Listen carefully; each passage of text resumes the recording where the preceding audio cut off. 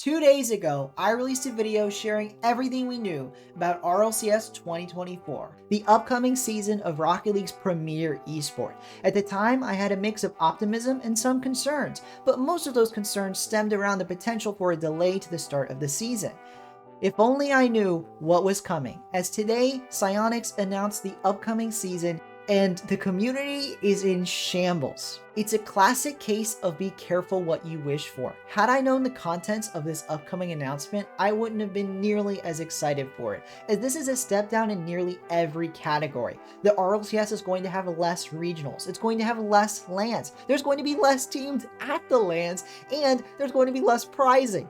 It's a step down across the board. It's incredible how negative this announcement is. There's only one positive note to draw from the entire RLCS season announcement, and even that one positive note has some detractors. It has some controversy in the community. People are concerned about the future of Rocket League because of this announcement. You have CEOs of orgs tweeting about it from their personal accounts, pros, everyone in between. The entire community feels negatively. I haven't seen one positive take, and I've done a lot of reading. Not a single person has anything positive to say aside from that one point, which I will get to. And it is concerning. I'm going to walk you through every little bit of this announcement, and I hope you can find some enjoyment from this as we walk through what the next season of RLCS is going to look like.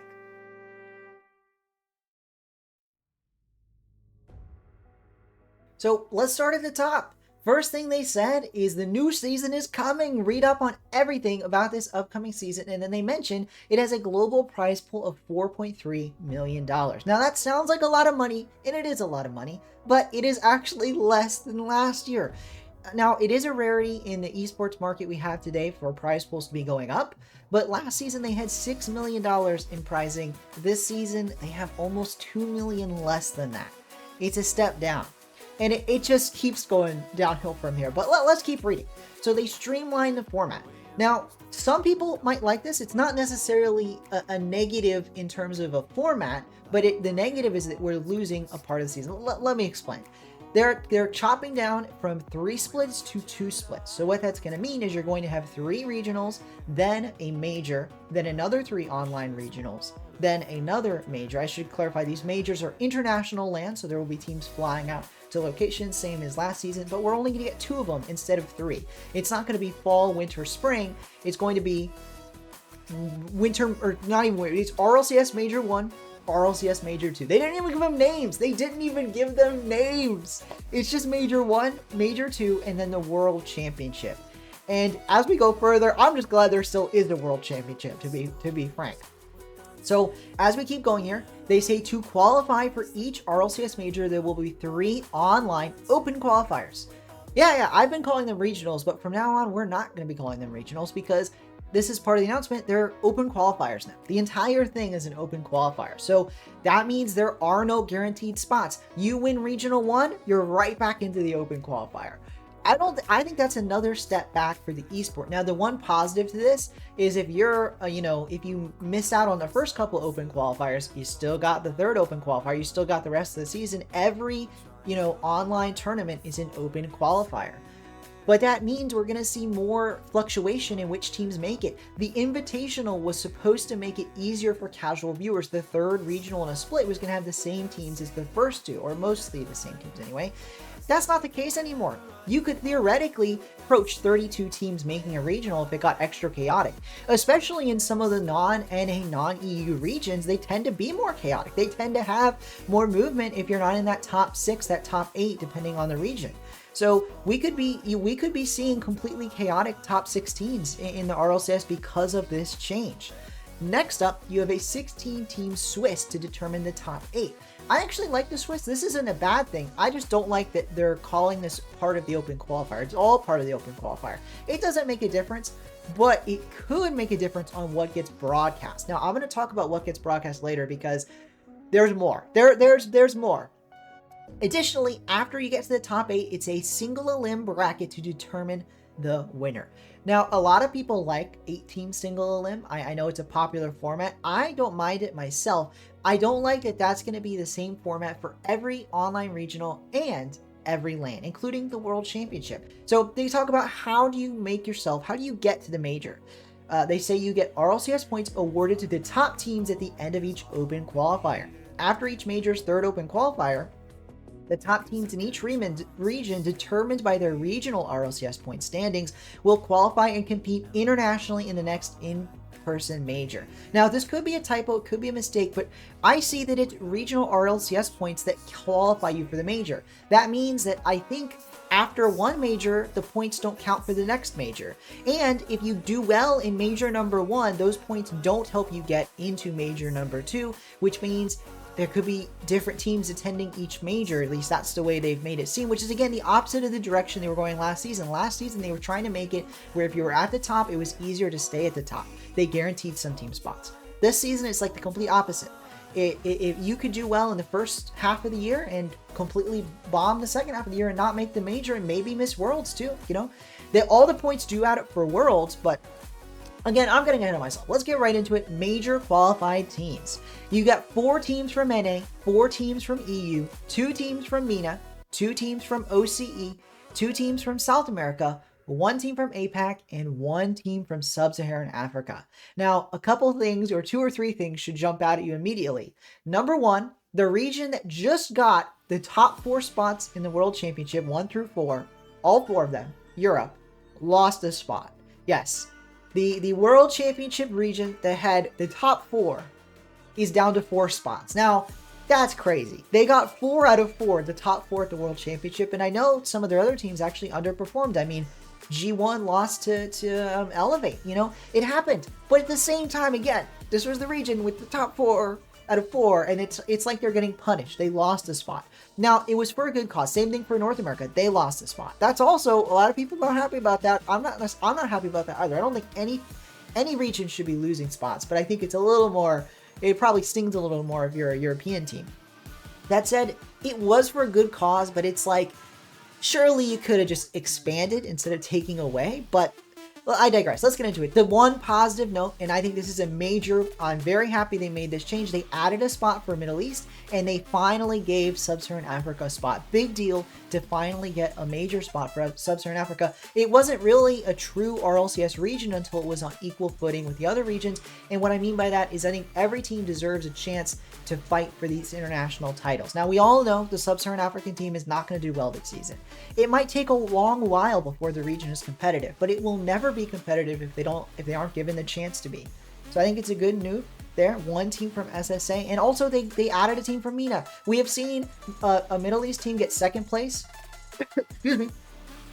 We've seen a Middle East team get second place at the Spring Major 2 seasons ago, and just last season we saw them got top 4 at the Spring Major. So back-to-back Spring Majors where MENA's got top 4. It's been consistent success. They deserve a second spot. Thankfully, we have it. They have a second spot. That's all I can say. That is the most positive thing I can say about this announcement, is that we finally got a second spot for MENA. We finally got a spot for Sub-Saharan Africa. And that was I hinted at this one positive note had some controversy because they took away spots to give them. So some people feel they shouldn't have taken away a spot from Europe or North America to give SSA a spot. I didn't see as much consternation about giving MENA a second spot, but a lot of people upset that Sub-Saharan Africa is getting a spot at the expense of NA and EU. The way I see it, it's not at the expense of NA and EU. The NA and EU lost a spot because Psyonix is not willing to pay for 18 or 20 or 24, whatever number they wanted. They're not willing to pay for a larger format, and that's pretty much it. I mean, all of this comes down to money. I'm rambling this one. I don't expect a lot of you to still be watching. Thank you if you are. Again, I hope you can find some enjoyment about this.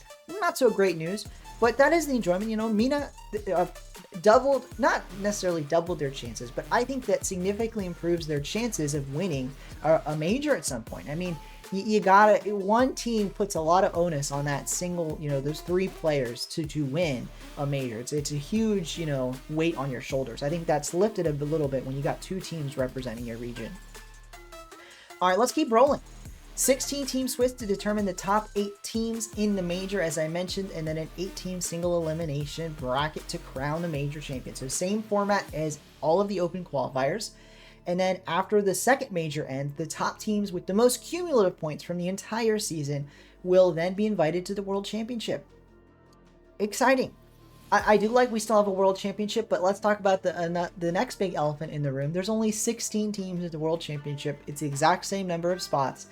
And that's bad for two reasons. One, we have lost a bunch of teams that got to go to Worlds.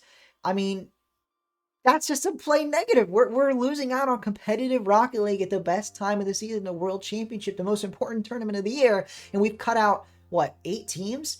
16? I mean, we cut out, yeah, crazy to be lowering the amount of teams in the World Championship. And this, most important of all, it cuts out the whole wild card and regional point standing system.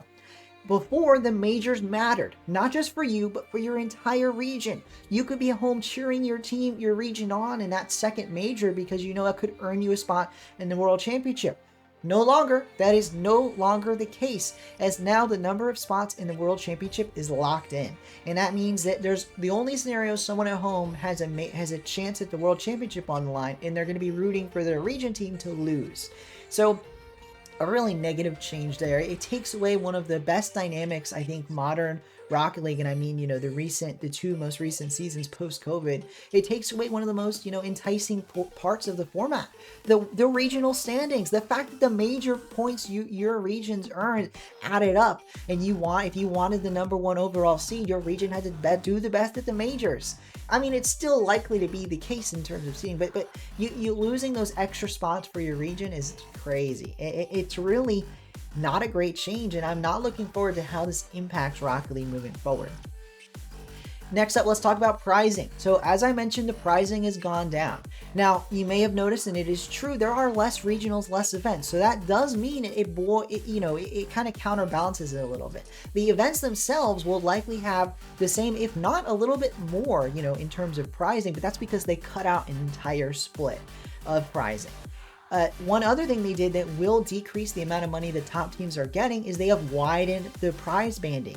Now in Europe and North America, the top 128 teams, yeah, that's right, 128 teams from each region will be getting some amount of prize money. Now, obviously, at the lowest levels, it's not going to be a lot, but it's going to be something. And I think this is a positive, but this one as well is controversial. You're costing the big numbers. I think there's two sides to this coin. You want to support the bubble scene, but at the end of the day, the esport's going to live or die off the viewership, and usually you want a big number for those top teams to entice the viewers. The viewers aren't going to care as much about these teams near the bottom. Now, again, I do think supporting the bubble scene is positive, but it is a mixed bag here. Same thing for the other regions, and this is where it gets really mixed bag. So 64 teams in South America, OCE, and MENA will make money. South America didn't even have 64 teams in the spring split. I think the first regional had the most, and there was only 2 open qualifiers last split, but in the first open qualifier, they had 56 teams. 56! They were short. And now more teams than they even had play are going to get money. Now, obviously, when you expand the amount of prizing like this, the teams that will get prizing, that'll increase the number of teams that, sign up to play. But odds are there will be I don't want to say lower quality, but that's the truth of it. There will be lower quality, worse at the game, lower skill level players in South America playing because of this, which isn't a bad thing on itself. I think it's good to encourage competition, encourage trying and being willing to put yourself out there and try for something like RLCS. But at the end of the day, you're going to be rewarding players that likely will never make the top echelon of RLCS, never get on stream, because this goes well. I will quickly say APAC and Sub-Saharan Africa have 32 each. 32 teams in prizing. But and this gets in what I'm going to say. I mean, those teams that are going to be making money will not be on the stream, because there's no way they're going to be streaming all of these games. Do you know why? All the regionals are on the same weekend. Yes, that's correct. Every region will be playing RLCS on the same days. The same days for the open qualifiers, the same days for the Swiss rounds, the same days for the single elimination brackets. Now, there's no guarantee that they will all be shown at the same time. It could be different times on the same day, but this is going to hurt viewership of the minor regions. I guarantee it. There are people that were watching South America. There are people that were watching Middle East because they had the time. It wasn't competing with EU or any RLCS. Now, when it's all in the same weekends, not only are they going to be, some of them are going to be on at the exact same time, like you literally can't watch 2 at the same time, but also you're just going to have less time that particular weekend to turn on a different broadcast. You can't, even if you could watch 4 in a row, no one actually could. Like if you physically could watch 4 in a row, you still can't actually watch 4 straight Rocket League broadcasts. So you're going to be missing some of the regions guaranteed now. And that's terrible for the esport. I mean, it's going to be dropping viewership numbers. I don't know what the onus was to make that decision, but not a positive one. Not a positive one. One more thing. The esports shop will refresh early in the season with 30 plus teams debuting new custom decals. Now, obviously, a lot of people are going to like that, but it is lost in the wash that is all these negative announcements. And it's not lost on me that they say early in the season. There is no specific date. There is no specific date because they probably don't know when it'll be added to the game. One other thing of note, I keep saying last thing, but it keeps going. They mention referring to the official rules. And the official rules are not released yet. They are not released yet. They say find them here and you can't even click the link because it's not released yet. The official rules for the season are not out yet. They've announced the season, but they don't have a rule book. That is a low note. I mean, it's simple. I don't want to make it sound too simple. Obviously, rules are important and they should be putting time into the rules, but you think you would have them ready when people can start signing up. So speaking of that, the signups aren't live yet, so they do have some time, but signups go live January 17th. And the fact that we don't have the rules is a bit concerning. Hopefully they get that done. So like I said, signups on January 17th, and then they have the schedule. So starting off with open qualifier number 1, that double elimination stage, which is an open qualifier, will be January 26th to 28th. So a huge double elim bracket, and you could get pretty unlucky. I mean, depending on how they seed things, I could see some controversies because based on the way a double elim bracket works, you could be guaranteed to go into the lower bracket if you get an unlucky draw. You know, you're playing one of the top teams. Not guaranteed, but one of the two of you is. So you could guarantee that a top team will go into the lower bracket. And in a lower open qual bracket to make top 16, crazier things have happened, especially in Europe. We've seen top teams miss. For example, last split, Hogan Mode missed Regional 2 and then took out Carmine Corps in Regional 3. Clearly, Hogan Mode were a undeniably top 6, whatever you want to say. They were near the top of the split, but they missed Regional 2. So top teams can lose out in open qualifiers, and I expect that to happen this season given how many open qualifiers. All of them will have top teams. So I expect that to add a little spice, add a little chaos, which you could see as a positive, but I digress. So January 26th to 28th, then February 2nd will be that Swiss stage for Open Qualifier 1, followed up by the 3rd and the 4th. So for any of you that don't have a calendar open, what that means is we're going to have an Open Qualifier that happens across a Friday, Saturday, and Sunday. So a long qualifier, which they need it. They will need that time. I'm glad they acknowledged that they might need 3 days of an open qualifier. And then obviously the whole thing's called an open qualifier. But we continue with the Swiss stage on February 2nd, which is a Friday. And then the 3rd and the 4th, the single elimination bracket will be a Saturday and a Sunday. So that's the schedule there makes sense. I think it's nicely lined up to have 4 matches on the Saturday, 4 matches on the Sunday. Final 4, top 4 makes Sunday. I like that. I like that championship Sunday, a top 4 single elim. That'll be fun, 3 matches. But on the flip side, I think fitting an entire Swiss stage onto a Friday, given how few matches will be played out on Saturday and Sunday, is a bit disappointing. It's a bit disappointing. I mean, there'll be a lot of lost Rocket League, a lot of people that might have been able to watch on the weekend that won't be able to watch on a Friday, especially given all the regions we'll be playing. I mean, you're not going to be able to watch every Swiss match of every region since it's all on one day. That's going to be a brutal day for viewing, and we'll have to see how it progresses. Swiss, a format that's already difficult to watch every match because you can't watch every match. Now you're going to have multiple regions competing, and yeah, we'll see how it goes. That's another thing. We don't know what's going to be televised. I think I can guarantee, I can't guarantee, but I think it's highly, highly likely that the single elim bracket will be on Twitch for all the main regions, but especially for some of the minor regions, the Swiss stage might not be, it might not be broadcasted where it was before. Top 16 was broadcasted for regions like MENA before. Maybe now it isn't. And even in EU and NA, I'm not sure they're going to put on a Friday broadcast. We don't know until they announce it. They haven't said. Now, next up, the major. So I won't go through every single date for the regionals, but the first major is in March. They haven't announced a specific date, just that it's in March. Then they'll have a transfer window from April 1st to the 14th, followed up by that next split starting up April 19th with Open Qualifier number 4. Then the second major will be in June. And last but not least, the World Championship will be in September. So a huge gap in time between the June major and the September World Championship. So that's going to be a gap that, if it's not filled, might leave viewers, unsatisfied. They got to wait a long time for the World Championship. And then, by the same coin, if you don't make the World Championship, you've got a long off season, even longer if you miss June. May 26th is the final day of the final RLCS Open Qualifier. And so if you, most of the teams that make the major and the World Championship obviously are going to be likely in that final stage. So I think it's fair to say it could be as early as May 17th, 18th, 19th range, which is the open, double elimination open qualifier portion of Open Qualifier number 6. That early in the season, as early as May 17th, 18th range, your season could be over until 2025. And that is crazy. That is over half the year and your season is over. The schedule, it just doesn't make a lot of sense. It really feels condensed, and I get why they condensed it in some ways, but in other ways, it's like you really could have done by splitting the regions onto alternate weekends, and you could have doubled the length of the season. Instead, they condense it, and as early as May, mid or even early-ish May, your season could be over. So pretty crazy there.